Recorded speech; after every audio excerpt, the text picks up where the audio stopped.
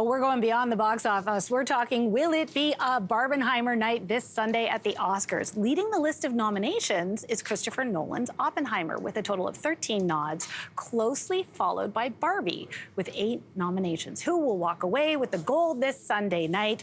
Let's find out from Rad Simon Pillay, our film critic, who joins us with his predictions. Welcome back. And I would say we are well coordinated to celebrate. It's Barbenheimer chic. I think you absolutely have nailed the Barbenheimer chic. Okay, so let's begin with Best Picture.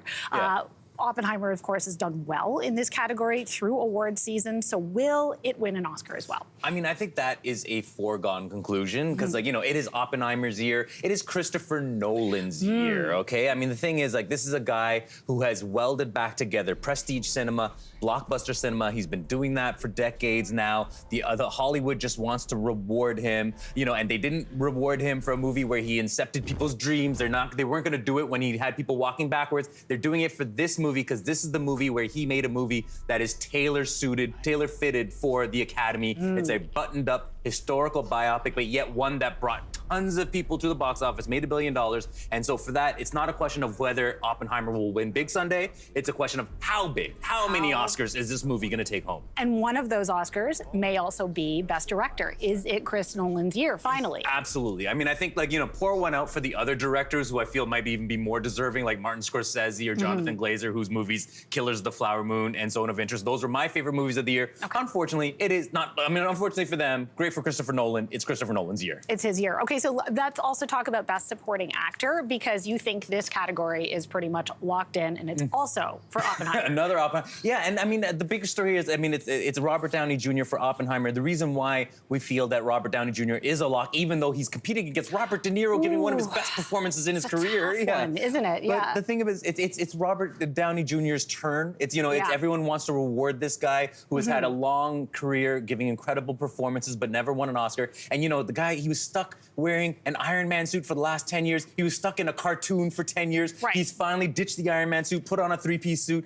starred in Oppenheimer, a triumphant return like a prodigal son to dramatic fare. They're gonna give him his due. Okay, well, that is good to know. But I feel like Best Supporting Actor, Best Supporting Actress is a slightly different story because it's an actress that maybe not a lot of people do before this award season. But let's talk about that. Yeah, Divine Joy Randolph. I mean, it's really actually surprising how she's literally swept the awards season. Absolutely. Like she is undefeated. And what's incredible about it is it's for a performance that isn't showy. Can I talk about how much I loved her performance? It is restrained and brilliant, and I loved this movie as well. And that's the Holdovers is a movie that people love. It's a crowd pleaser, it's genuine, it's warm, it's all these things. And her performance, like you said, it's not showy. It's not the typical performance that the Academy usually loves to reward. It's the one they typically tend to ignore. But yet, she's so undeniably amazing in it that she is, it's undeniable. It's going to go to her. Okay, I'm happy about that. I'm very happy about that.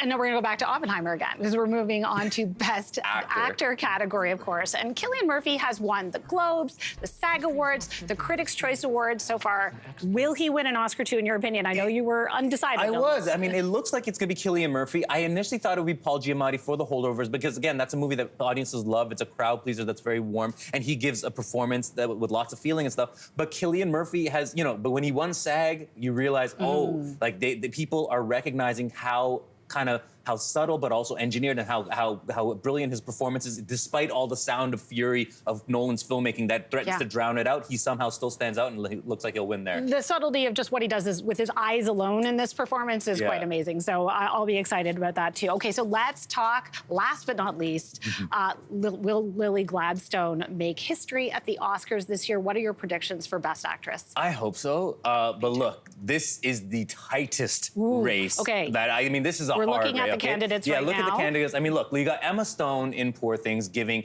a outrageously funny, very physical performance. That's the kind of performance you would typically expect the Academy to reward, because there's a lot of big motions there. And she has won during the season for La La Land, and she's truly great in that. But then again, there's Lily Gladstone operating on a completely different register, very subtle performance. I mean, on the one hand, Emma Stone is carrying Poor Things. On the other hand, Lily Gladstone is fighting for space in Killers of the Flower Moon, becoming the heart of that movie, giving something really emotional, but on a much more subtle level. So, and then again, she would make history as the first Native American woman, as you say, if she wins. So that's the two-headed race. And then there's a dark horse. Okay. There's Sandra Hüller. Oh, who's yes. like Sandra Hüller, who's both in 2 Best Pictures, Zone of Interest and Anatomy of a Fall. She's nominated for Anatomy of a Fall, which Oscar voters absolutely love. So she could come in and steal this. But I am predicting Lily Stone. I am rooting for Lily Stone. Lily Stone. I'm putting them together. Lily Gladstone. Yeah. I'm rooting for Lily Gladstone. Let's hope. Okay. Well, Ryan, it's always great to get your predictions. We look forward to seeing how things turn out. And you can watch the Oscars this Sunday at 7 p.m. Eastern on CTV. Stay. Hey, thanks for watching. If you liked this, be sure to subscribe here, or you can check out more Your Morning videos right here.